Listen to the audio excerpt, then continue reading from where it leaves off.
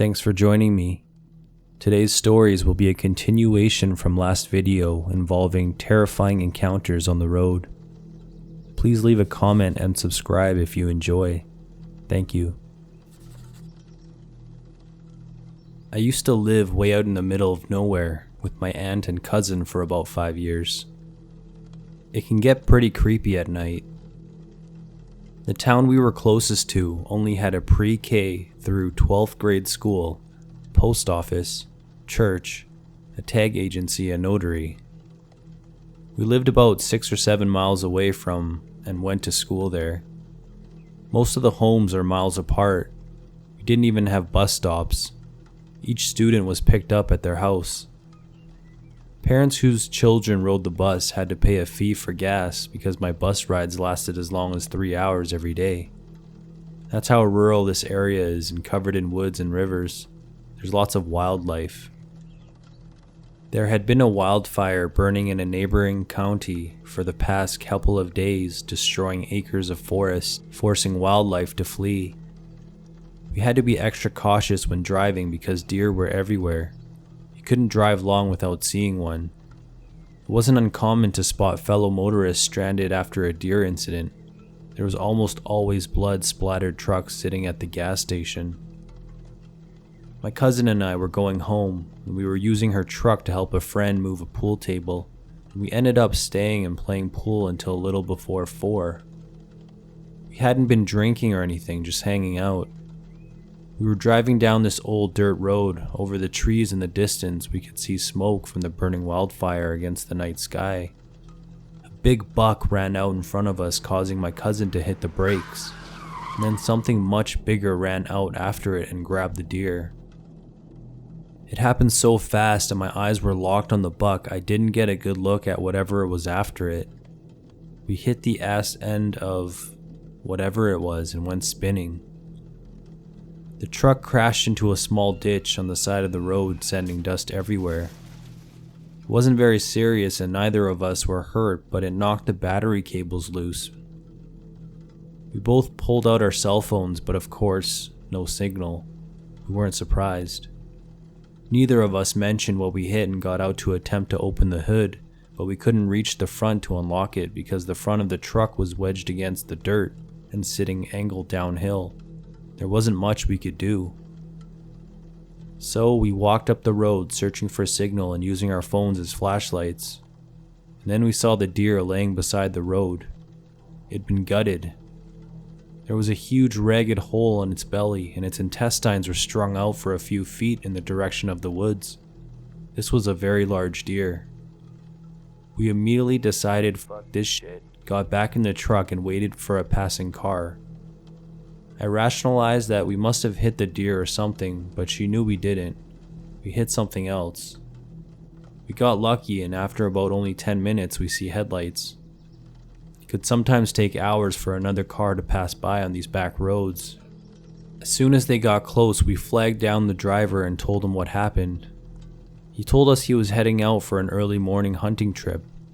He wasn't in a rush and offered to try and pull out the truck for us and showed a big dent he had from when he hit the deer a few days before, which started a conversation about all our wildlife animal refugees. We told him about the deer and asked him if he knew what type of animal could do that, and he decided to take a look. We walked him to it, but it wasn't in the same place and it wasn't a whole deer anymore. It'd been ripped to shreds. Most of its bones were intact with strips of flesh still attached. It was a horrifying sight, mangled and bent in odd and unsettling ways. He said, "Holy shit, that's a 12-point buck." We asked if he thought a mountain lion could do that kind of damage in 10 minutes and he replied, "Maybe," very unconvincingly, and suggested just giving us a ride home, coming back for the truck when it's light out. He gave us his number to help pull the truck out later that day, but we had our uncles do it. We didn't want to bother him anymore. There was a bunch of black fur stuck in the grill, but no blood. Our uncles just brushed off the story as an overreaction. They never saw the deer. When I tell this story to people, they always say it was a werewolf or a skinwalker, but F all that. The only logical thing I can think of is a black bear. They don't live in that area, but there are some in the state. They rarely property on deer, but it has happened. Someone could have owned it and it got loose. People have weird pets around here. There's a family pet's kangaroo that got loose and it made front page of the newspaper. Never heard anything about a bear though. When I picture what I saw in my head, it doesn't look like a black bear, but my mind could just be playing tricks on me. It never made any sound at all when we hit it or when it was eating the deer. Nature can get pretty loud out there at night, but we would have heard an animal that big had it made noise. It was all just so bizarre and creepy.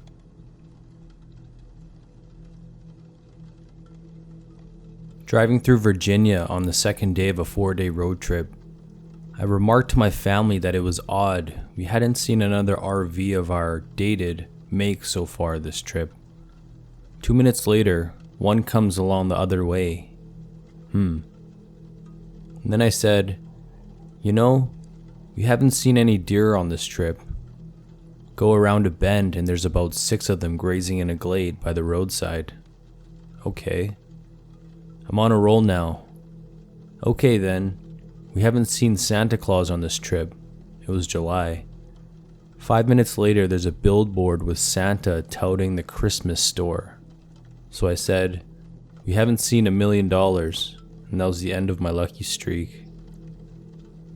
I have another story, also driving through Virginia on I-81, different year, same long route. Before I continue, you need to know that in non-Reddit life, I have an unusual name that's hard to spell.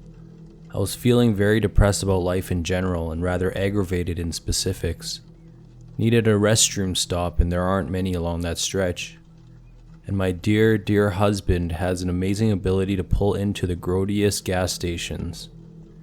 True to form, the one he pulled into took the cake. No name brand gas, filthy dirty, but I was ready to take what I could get. I head into the restroom stall.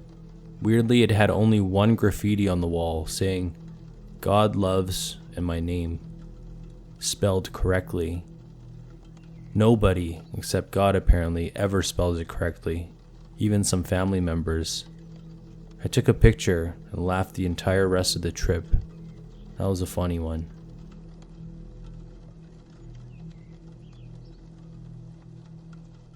Around 95 to 97, I was driving to Michigan to visit family. I live in Kentucky. I normally like to drive on long distance trips like that during the midnight hours because there's less traffic. Passengers usually sleep, which makes for longer hauls in between stops. And quite frankly, I don't like dealing with other people and drivers. There was one big stretch of the road going up through Ohio, or maybe Indiana. Can't exactly remember.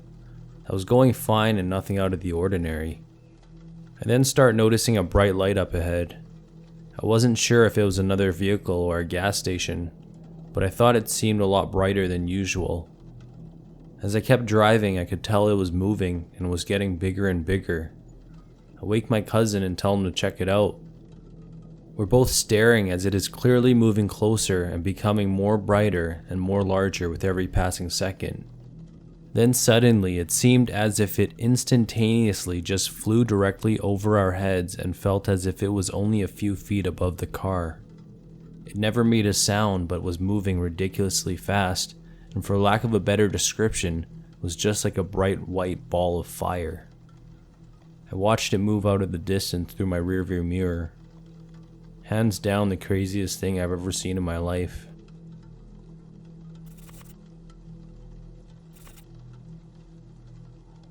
My friend and myself were on a road trip. Part of the road trip took us just north of San Francisco and just south of the area where the Zodiac was supposed to live. For some reason, our mapping program freaked out and took us on a long way back to our campsite. The road runs through the mountains and is 1.5 lanes wide, meaning that if there's another car coming at you on one of the tight curves, one of you will have to stop, reverse to a slightly wider point, and let the other car pass.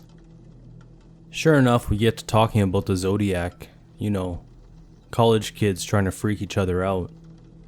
This was a long time ago, but we'd be doing the same thing if it were today. On cue, we run into another car. It doesn't turn its high beams off, blinding us. We kidded each other that it was the Zodiac, blinding us so that he could take us out before we knew what was happening.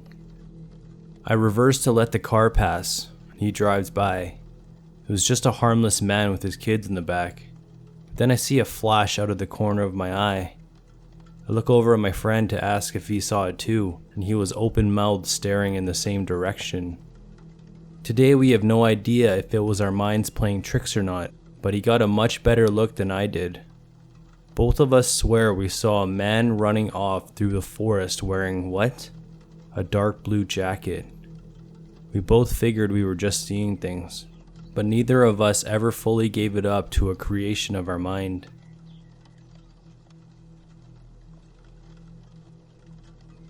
When I was 19, my best friend and I, he's a guy and I'm a girl, road tripped around the west coast for a few weeks of the summer. When we hit Humboldt, we set up camp in a state park, then decided to cruise back to town to get some pizza and see if we could spot anyone who looked like they could sell us some bud. After dinner, finding no one and feeling like dorks, we started driving back and, on an exit ramp, spotted a woman with her thumb out. She was so nondescript it was impossible to get a read on her. Somewhere between the ages of 25 to 35. Straight brown hair, brown pants, and a plain blue sweater. Possibly because we were bummed out that the afternoon was ending without any memorable pot-buying shenanigans, we picked her up. She said her name was Trish. She had these very hollow eyes. She spoke very quietly. She carried a small brown leather suitcase, and she asked where we were going. We told her. We asked her where she was headed, and she said, "Oh, I think I'll get a ride into the park with you. I won't sleep in your tent or anything," she assured us. We had a 2-person tent and obviously didn't want a stranger in it with us. We couldn't offer that, it was awkward.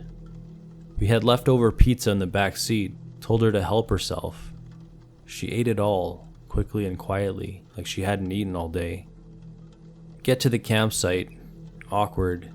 She asks what time we're leaving in the morning. We tell her 10. She nods and says she will see us then, turns and walks into the woods. Disappears. We go to bed, no idea where she is or if she's coming back. In the morning she appears minutes after we get up and start moving around, making oatmeal on the camp stove. She does not look as if she spent a sleepless night in the woods. She looks exactly the same, not a hair out of place, not a pine needle stuck to her sweater. She observes our oatmeal, then disappears again. She returns shortly with 2 hands full of blackberries. This is a crowded campsite and the blackberry bushes are picked clean. My friend and I spent a good half hour foraging the day before and found 3 berries total. We put the berries in the oatmeal and we all eat. We pack up, get in the car, ask where she wants us to drop her off. She tells us to take her back to the very spot where we picked her up. It's not the direction we're going, but it's not far. She looks very sad. She thanks us and she gets out. We wish her well and she says something like, "I doubt it." There was something spooky about the whole thing, but more than that, it was just really sad.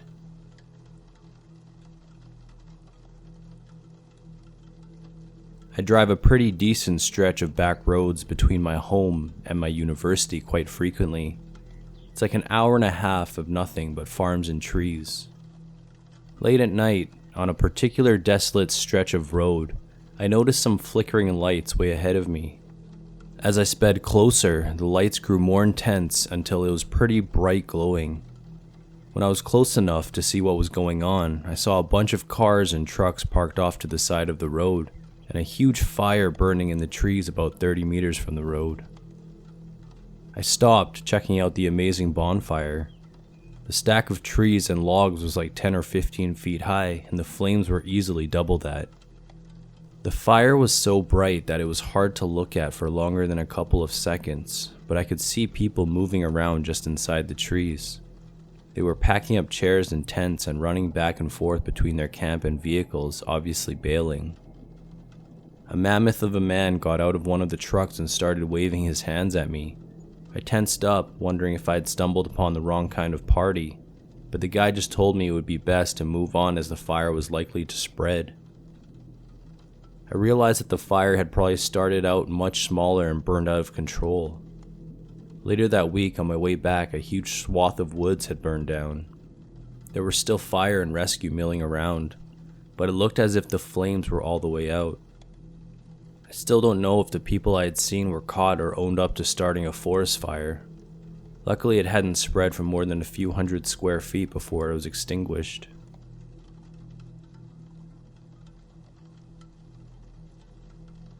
Not a trucker, but once went on a trip to Dallas with my mother. Not sure where we were exactly. It was about midday though. Traffic was almost stopped on the freeway, and I was looking at one of those pedestrian overpasses. You know, the ones that are fenced on the sides and are just for people to walk over. I noticed it from a distance, and it looked like someone was standing on it, dressed in white. As we got closer, I realized that whoever it was had been duct taped to the fence with his arms out at his sides like he was crucified. He looked black, maybe Middle Eastern, with a white robe and white turban. A black bag sat next to him on the concrete. We stopped a few feet from the bridge because traffic wasn't moving, and I'm fairly certain it wasn't a mannequin, but if it was a damn good one. My mother looked just as freaked out as I did, and I kept glancing back at it as we drove off.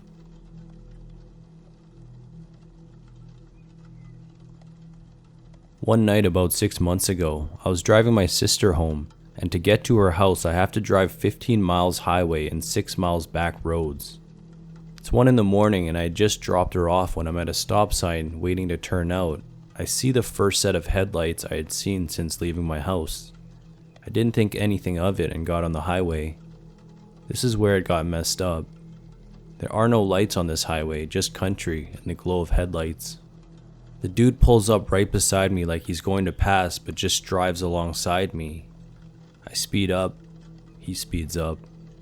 I had finally had enough and rolled my window down and gave him the finger, but I'm shocked at what I see when I roll down my window to look over. It's a guy, all the lights on his old box van, with his eyes open so wide and his mouth open as wide as it can with all of his teeth showing, and he had an old Polaroid instant camera. He kept taking pictures of me because I literally couldn't get away. I finally slammed on my brakes and he kept driving, and I got his license plate number and reported it, but the cops just chalked it up to kids playing pranks. Yeah, right.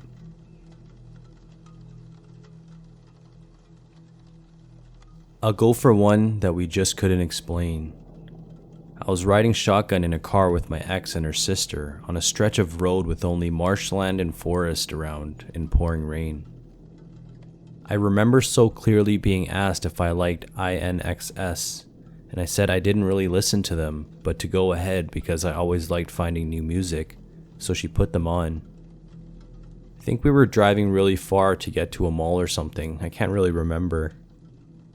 Coming down a hill, we saw a man walking towards us, kind of off to the passenger side of our lane, bawling his head off. He had a briefcase above his head to shield him and was dressed in a full nice suit. As we got closer, I noticed that instead of a dress shirt, he had an INXS shirt tucked into his dress pants. He was older and not homeless. I got the impression of a rich man. We just drove by and nobody but me noticed the shirt. Just commented on how weird it was a guy was just in the middle of nowhere, but I thought that was really freaky. We didn't see any breakdowns or somewhere he could have came from for an hour in either direction. Also, he was dry. Thinking back to it, he wasn't wet either. He would have been muddy all over out in that storm, but he was very much dry.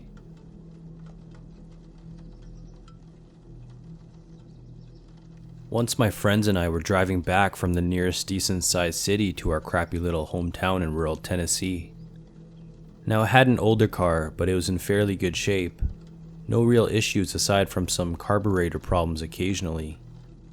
There were probably 4 or 5 of us in the car. One of my friends had recently read some novel where a character says, well, Jesus, Buddha, and a bag of chips.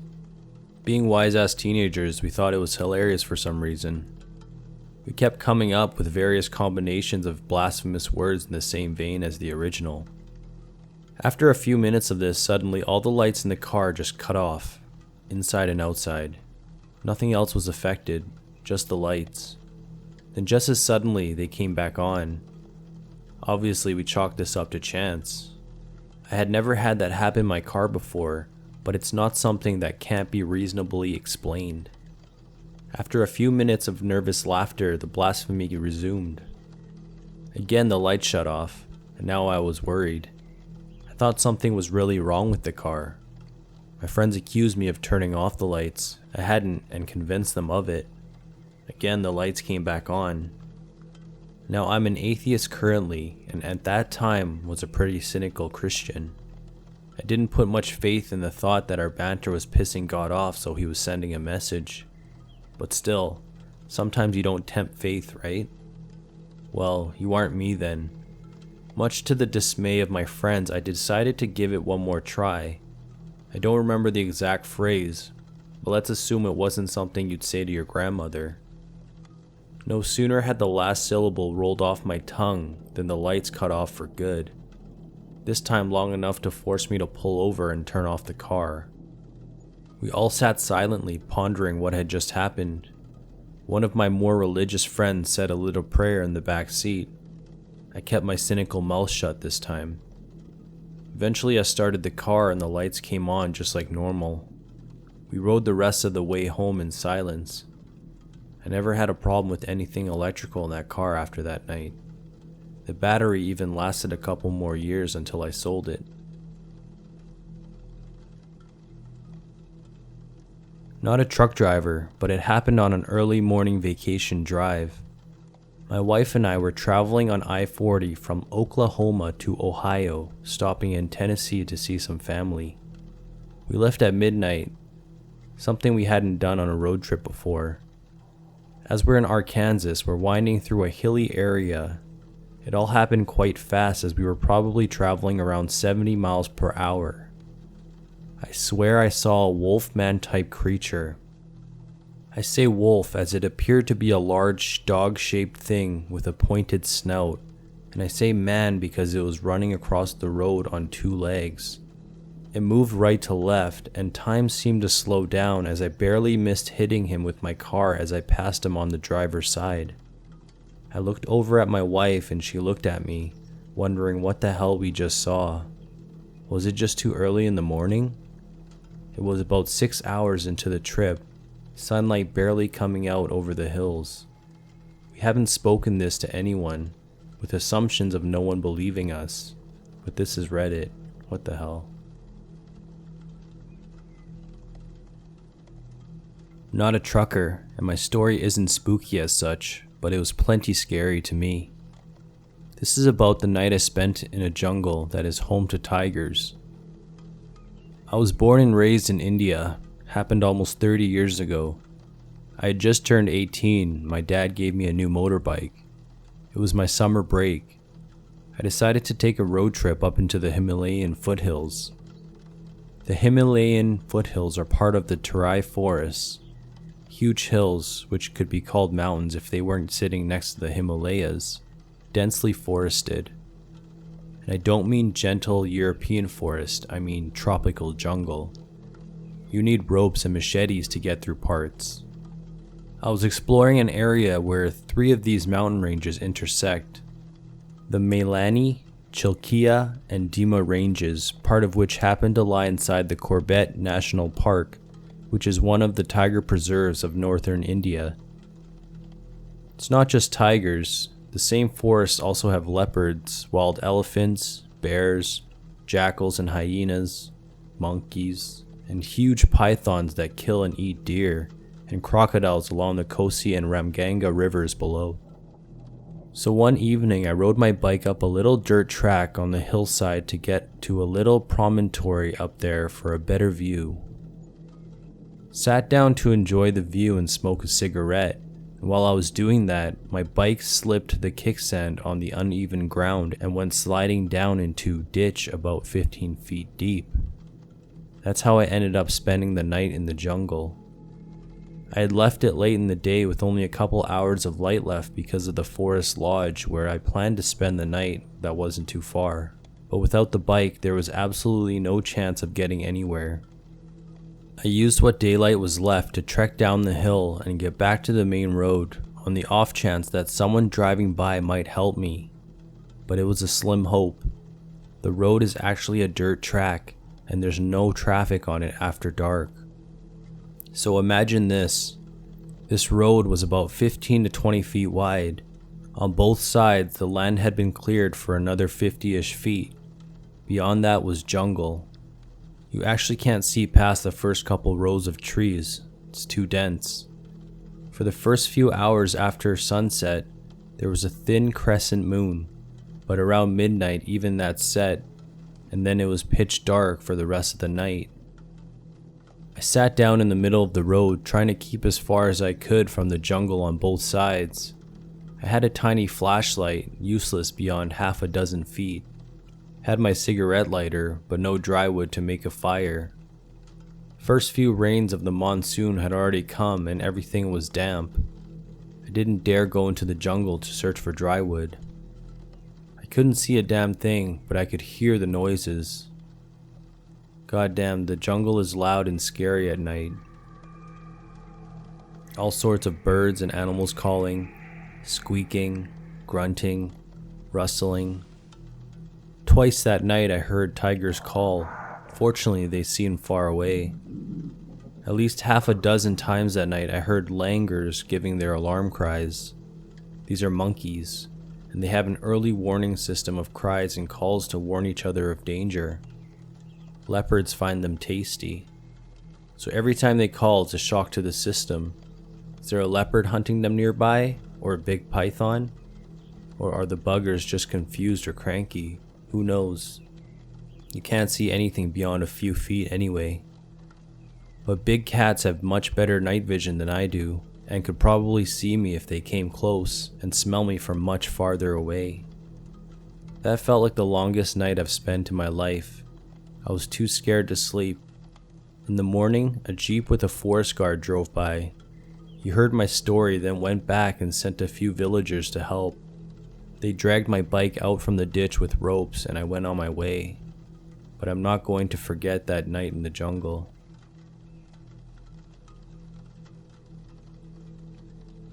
Not a trucker, but in the late 90s I took a day trip over to Naples, Florida, with a friend of mine who was interviewing with their fire department and asked me if I would accompany him.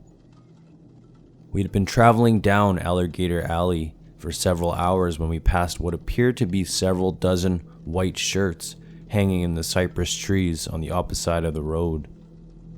Intrigued by this, we made a note of their location, and on the return trip later that afternoon made it a point to pull over and take a closer look. It was pretty weird. Someone had taken about 30 identical white pressed dress shirts and hung them at various heights throughout the cypress trees, which were standing in at least 4 feet of stagnant swamp water. The shirts were being held up in the trees by some kind of makeshift hanger composed of sticks, rather giving it a Blair Witch feel. While a few of the shirts had picked up some dirt, it was clear that at some point they had been bleached white and starched thoroughly. At one point my friend tossed a rock at one and it bounced off with a loud thud. We stood there looking at this display with a growing sense of unease, wondering what it meant and who had taken the trouble to travel out in the middle of nowhere to wade out into several feet of gator-infested waters to hang shirts in trees. In the waning hours of daylight, it seemed even creepier. Between the eeriness factor and the mosquitoes, we decided to return to the car and drove off discussing our finding.